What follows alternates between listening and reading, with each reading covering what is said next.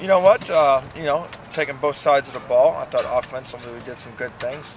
Scored a bunch of touchdowns there. We kind of had a couple drops that we need to get better at.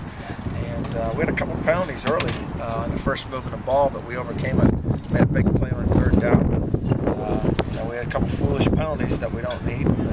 Get that squared away. It's practice 5. But I was impressed with some of the things we were able to do.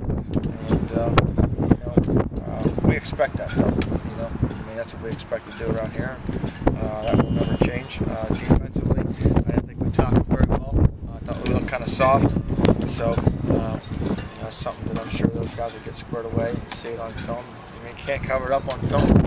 You're gonna come up and make plays on ball. You can't line up off sides and those simple things like that. I understand guys get excited. It's their first time in a fire and all that, but I gotta get that corrected. Did you try to focus on anything today, Coach, as far as individual guys? We pulled Cookie early. Pulled Tevin, pulled Cookie, pulled Tevin. We know what those guys can do. Pulled Kurt, and we want to see, who's our second, third quarterback. And we're trying to get some guys in there. We got a couple.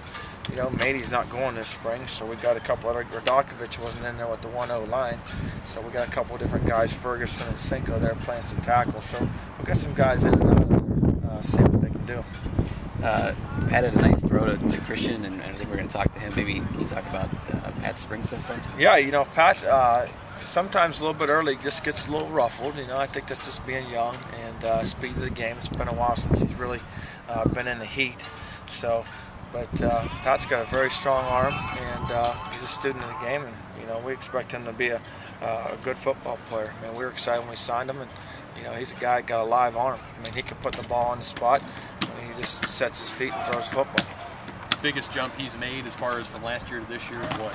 Well, I think the thing is Pat's kind of realized that now, with Konecki's gone, you're one play away, and we expect to have a good football team around here. And if somebody you lose one guy, everybody's at 2 is one play away from being in the fire. And our expectations aren't going to change just because we got a number 2 in there. We're still going to expect to do good things, and I think he's realizing that. We coach him that way too. Do you feel like Kurt's the number 2 guy, or has the inside track on that backup job? Kurt? I'm sure, Pat.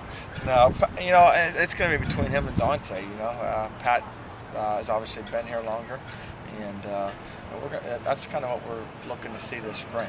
Saturday, those guys are going to get a lot of equal reps, see what they can do, get them in there behind the 1-0 line. Both of them, give them a chance and see what they can do. That'll take care of itself.